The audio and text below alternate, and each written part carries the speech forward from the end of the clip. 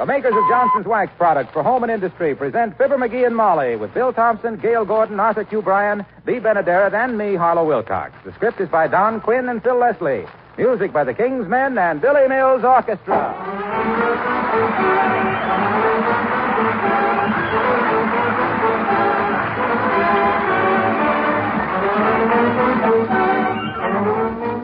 Well, here it is, just a week to Christmas. You never saw so much hustle and bustle as there is in our house, and I guess it's the same with you, too.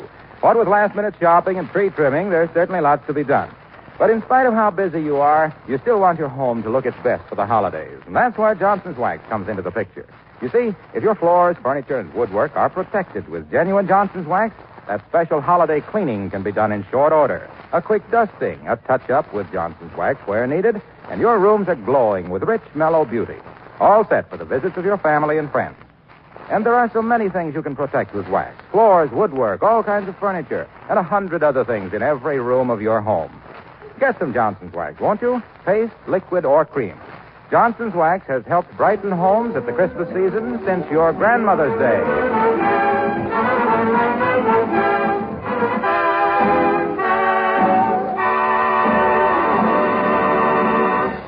Mark Twain said that everybody talked about the weather, but nobody did anything about it. Well, Mark didn't live long enough. Nowadays, we can get a shower by turning a little gadget in the bathtub.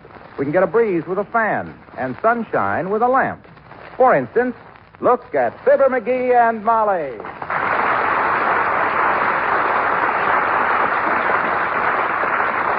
McGee, for goodness sakes, go put a shirt on and some pants.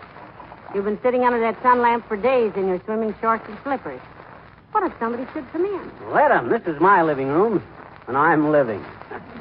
Hey, rub a little more suntan oil on my shoulders, will you? Suntan oil? Yep. The trash box is overflowing with empty suntan oil bottles. Mm-hmm. How'd you happen to start this business anyhow?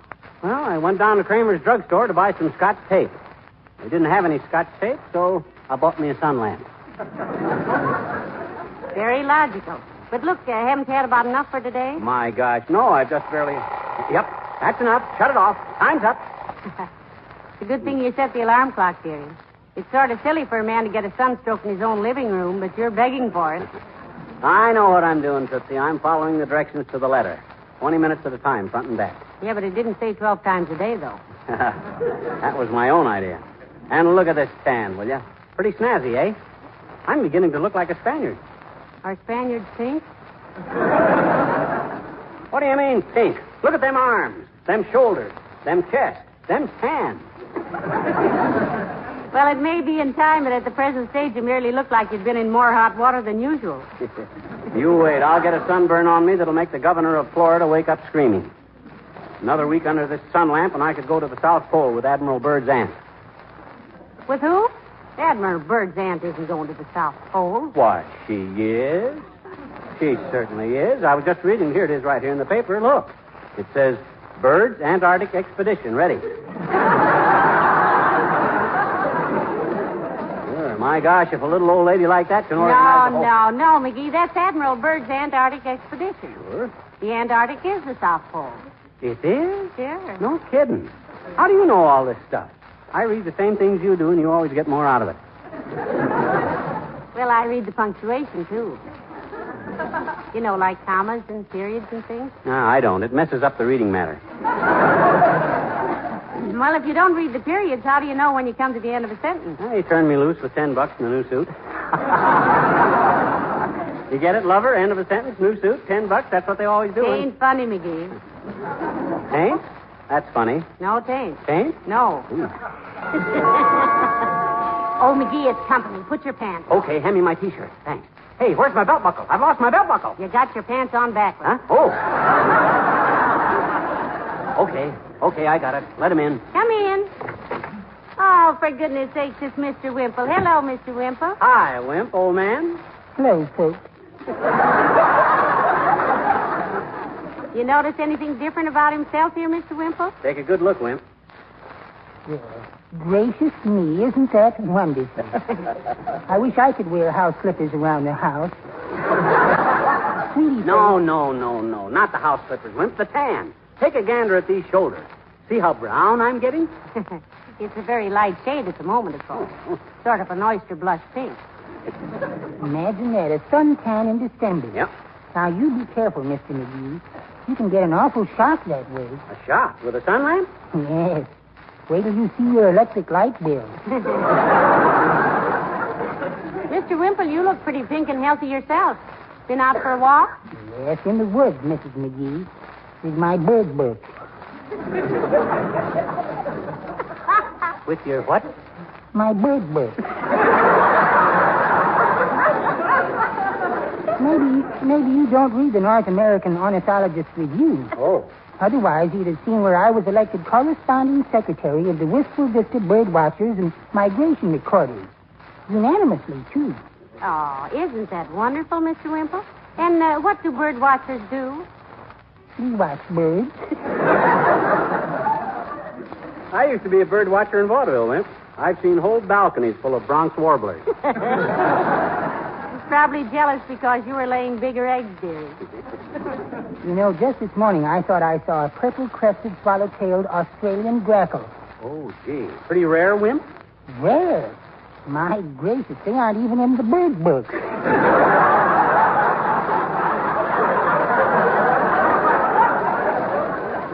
I named this one myself. Mm-hmm. Then coming home, I saw a little boy robin. A little boy robin? Yes, a little boy robin a blue jay's nest. But bird watching is really such fun. That's fun. Yes. Last summer, I was looking through my telescope, and I saw a full-grown tom turkey no bigger than a sparrow. My gosh. A freak, eh? No, I was looking through the wrong end of the telescope. Well, I hope you get a beautiful suntan, Mr. McGee. Goodbye. So long.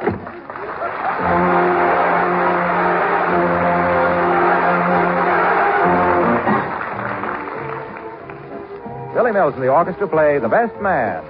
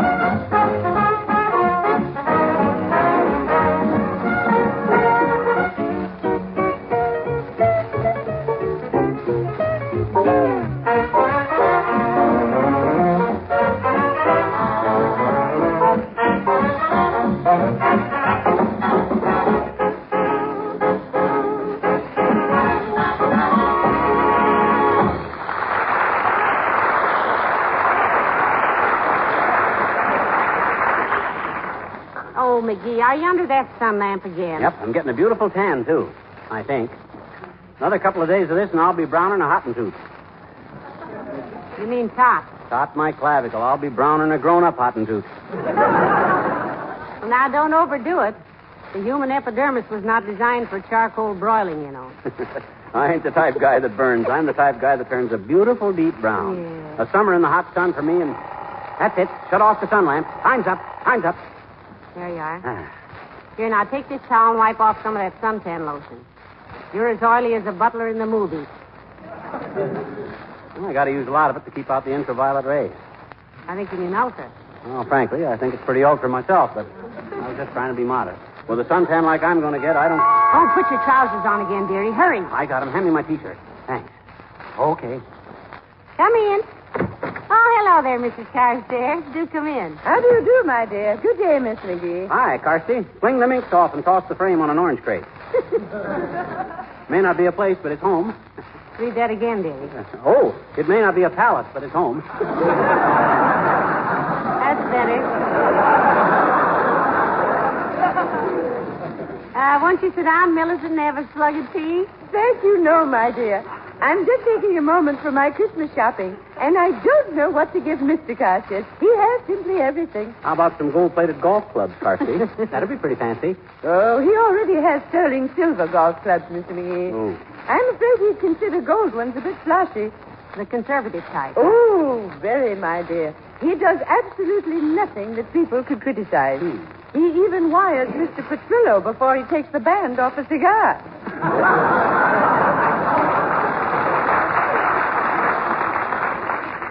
Got everybody else taken care of, Millicent? A diamond Carrera for the cook and a town car for the handyman, I suppose. Oh, yes. Although my nephew is another difficult one. Hubert Updike III, you know. My gosh, Hubert Updike. Is he your nephew? Where? I've heard a lot about him Friday night. A pal of All and Young. Yes, a very well-to-do young man. Oh, yeah. Of course, he's on a very meager allowance now. $10,000 a week until he comes into the estate. Well, a boy can live on that if he doesn't eat dessert. Gee, for a kid like that, you got to get something pretty unusual, Carsty, like a nightclub with fresh air in it. Or maybe an antique fountain pen that you can fill with ink every couple of weeks. That is so true, Mr. McGee. Last year we offered to buy Hubert the Hialeah racetrack, but Hubert is allergic to horses. Oh, really, Millicent? Does he sneeze when he passes them? No, he cries when the other horses pass them. Well, thank you so much for being so helpful. Good day. So long, Millie.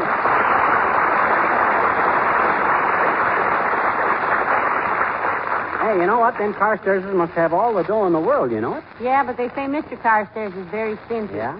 Tighter than a coat of paint was the term, I believe. Well, when you're that rich, you can afford to be stingy. When I tip 40 cents for a $4 dinner, I'm a dirty little tightwad with fish hooks in my pocket. But if Carstairs does it, he's a charming old eccentric who knows the value of money. I guess so. Hello, folks. How are things? Hello, Mr. Wilcox. Hi, Junior. How's the weather out? Colder than the nose of a snowplow, pal. Yeah? This is the kind of day I'd like to be on a nice, warm desert island with 10 albums of swing music, a phonograph, and no needles. No needles. No, I don't like swing music. I'm a symphony man myself. I like Mozart, Grieg, Chopin, Prokofiev. Oh, well, yes. Nothing like Prokofiev. Very fine. Well, Me too, Junior. I also like Guylam.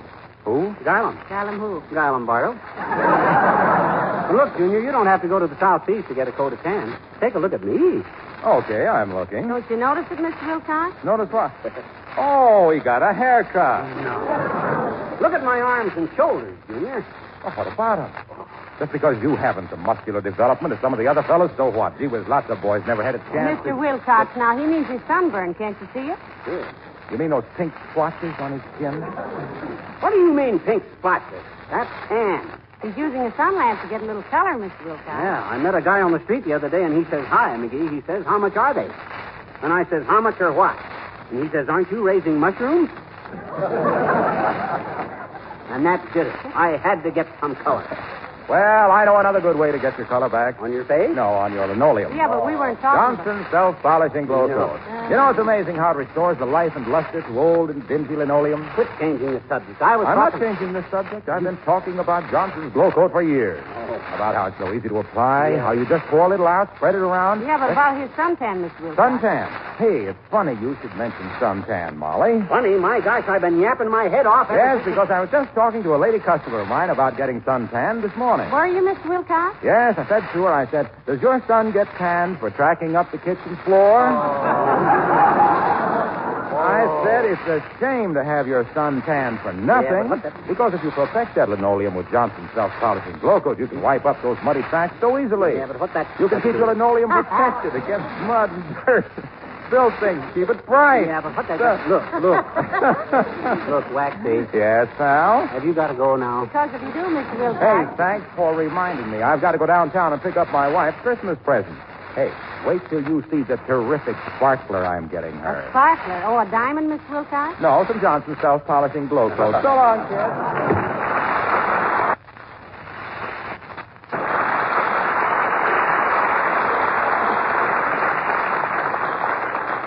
My gosh, that guy never did comment on my tan. What's the matter with everybody? Is this a conspiracy? No, sweetheart. It's only that your tan isn't very dark yet. Huh? Why don't you stick some adhesive tape on yourself so you'd get tanned in stripes? People would notice that, dearie. No, sir. By George, I'll do this legitimate or I won't do it. Turn the sun lamp on again, will you, Mom? All right, McGee, but don't let yourself get overdone now. Okay. I've got to go up and sort the linen. But I'll be down base every 15 minutes. Okay.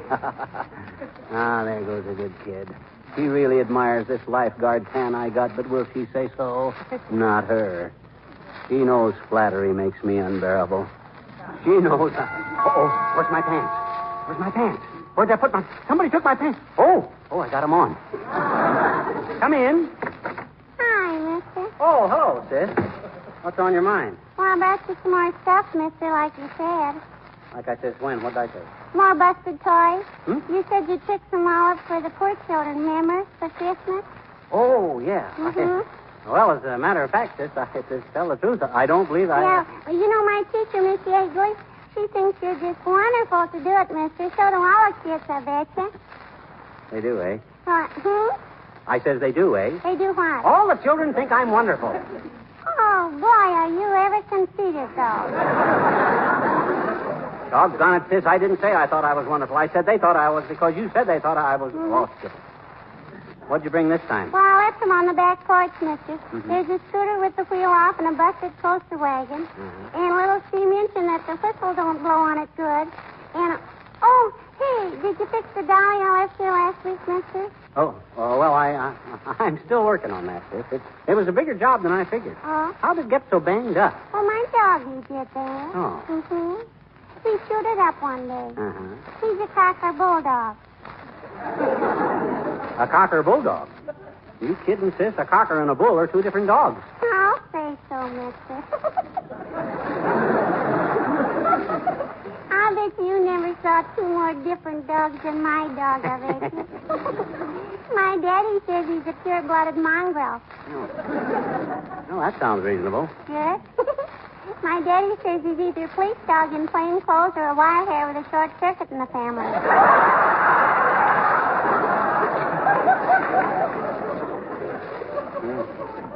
Must be quite a mutt, sis. What does he look like? Well, he's got long ears and a short tail. Mm-hmm. And his front legs are shorter than his back legs. Uh-huh. And he's got hair all over his eyes like Veronica Lake. Uh-huh. And Daddy says if we put him in a dog show, he'd get a blue ribbon for being the best dog of all breeds because Daddy says he's the only dog he ever saw that was all breeds. What's his name? John. Where'd you get him? See, mister, he was there when I was born. He was? Sure. He's 48 years old. What? He was a captain in the Marines. He must be quite a pooch. Hey, don't you call my daddy a pooch. He's a nice man. Oh, you were talking about your daddy. I thought you were talking about the dog. How often you bathe him? He bathes himself, I bet you. He takes a shower every morning and every night. Your dog? No, my daddy. He's awful smart, too. He brings the paper home in his teeth every night. Your daddy? No, my dog. Well, I guess I better go home now and see if somebody's fed him. Your dog? No, my daddy. Mama's out of town. So long, mister.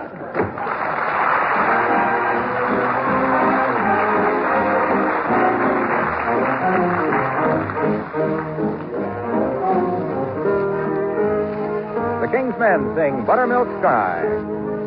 Oh, buttermilk sky, I'm keeping my eyes peeled on you. What's the good word tonight?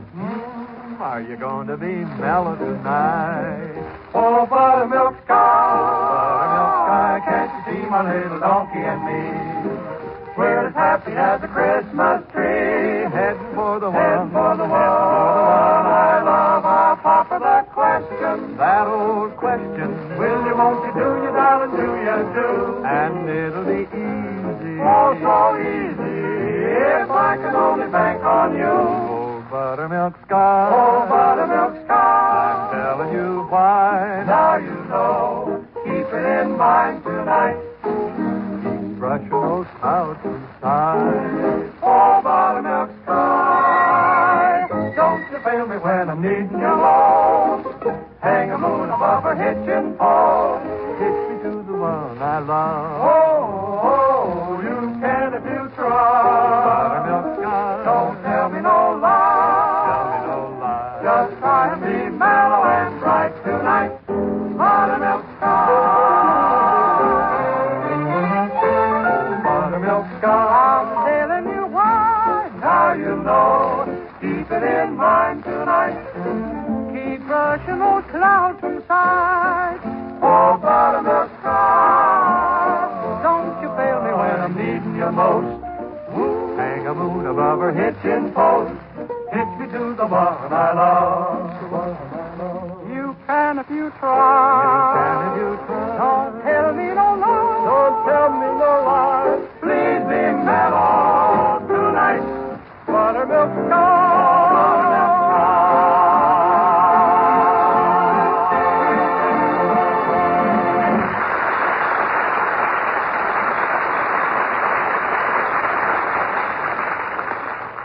Now, McGee, you better forget that sun lamp for a while and get dressed. You're shivering. I'm all right. That little girl that was here left the door open a while. Oh? I'll bake out this chill with the sunlight. Boy, does this feel good, Albert. Uh-huh. Catching cold, aren't you? Nah, it's just the fuzz off this blanket tickling my nose. I still got a little while under the sun lamp before... That's it. Time's up. Shut it off. Let's see your tan, dearie. Sure. Take a look. My goodness, you actually are getting quite pink, McGee. What do you mean, pink? I'm getting tan. I'm 3 shades darker than I was this morning. Well, with that roast pork gray you started out with, it could easily be, you know. However, you still have a long way to go before you could be mistaken for a pot of watermelon. What? After 3 days under a sun lamp, I must be thicker skinned than everybody says. I thought by this time I'd be so... Get your trousers on, dearie. People coming. Hey, hand me my T-shirt. Thanks. Hey, who sewed up my pants like? I can't get my foot into my... Oh, that's the pocket. Okay, I'm ready. Come in. Oh, McGee, it's Mary Latrivia. Hello, Your Honor. Hi, Latrib. Good day, Molly. Hello, McGee. I trust you felt no serious effects after Dr. Gamble and I polluted Dugan's Lake with your carcass last week? Well, he did come home pretty chilled, Mr. Mayor. That was nothing. I had that coming to me, Latrib. I can take a joke. I was afraid of something like this, McGee. In fact, I took the liberty of asking Dr. Gamble to come over and check up on you. Why don't you guys mind your own business? Anytime I need a doctor, I'm perfectly capable. Hand me that blanket, Molly. I'm cold. You better get to bed, dear. You're coming down with something. Yes, McGee. Better take care of that. I'd put you in bed forcibly myself if I didn't have to get down to the high school to judge a spelling bee. A what, Latrib? A spelling bee. They're holding it in the auditorium. That's the most wonderful thing I ever heard of, a spelling bee. Can he spell any really big words, Latrib? Who? This bee. My goodness, I've heard of talking dogs and singing mice, but a spelling bee. Well, that's the most amazing. Please, this is not an actual bee. That's ridiculous. I'll say it is. An ordinary bee couldn't even spell honey, no matter how he strained.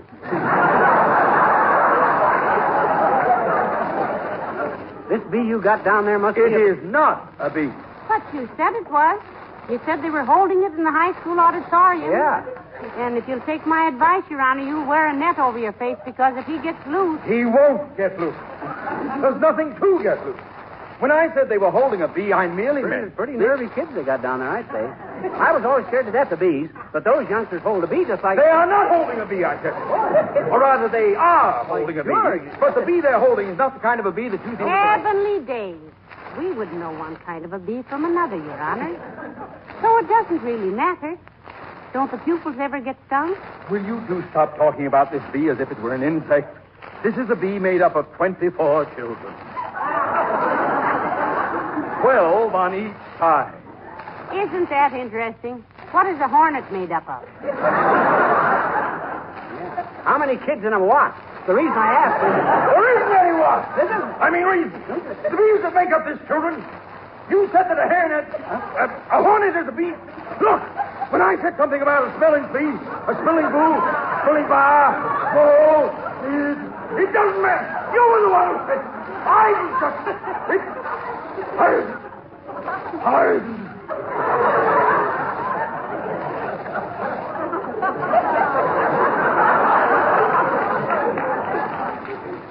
McGee?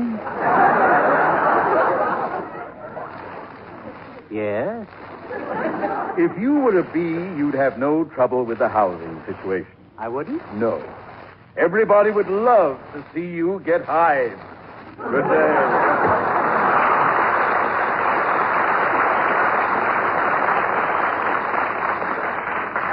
I still don't think he's got a bee down there that can spell. My gosh, it's tough enough for me to spell. I could never... Oh, dear, you have caught cold, McGee. My goodness, lying around this drafty house in slippers and shorts or a thin little T-shirt that... Come in. Hello there. Oh. I just met Latrivia outside. He says McGee's under the weather. Well, I'm afraid he's catching a cold, Doctor. McGee, sneeze for the doctor. I got kind of a chill, Doc. It started Well, just... why shouldn't you have a chill, you incredible little knucklehead? Huh? Look at you. In the dead of winter, you sit around here with no socks on. And a wisp of cotton over your flat little chest that wouldn't make a pup tent for a field mouse. Don't you think T-shirts are healthy, Doctor? I like tea, my dear, but not with so much lemon in it. Looky here, Fatso. I was dressed like this because I was trying to Give get... me your wrist and be quiet. When did the symptoms start? Oh, not more than an hour ago. Well, maybe we can head it off. I'll write your prescription. You put him to bed. Keep him quiet, if possible. Feed him lightly. A pulse like a brewery horse. Look, Tonto Robber, what I was trying to tell you You're was not telling me. You're not telling me this time, Bucko-Wart. I'm telling you. Now, scram up and hit the mattress and keep warm and keep quiet. Anything else, Doctor? Yes, one thing more. Call the drugstore and get a sun lamp up here. A few minutes a day under a sun lamp. What? My gosh, I've been under a sun lamp. What do you think that thing is standing there right behind you, big witch doctor? Oh. Take a look. Yeah. Well, where did you get the bulb in this sun lamp, McGee? Out of the table lamp. The bulb they had in it was too hot, so I took it out of the table lamp. Ah, me.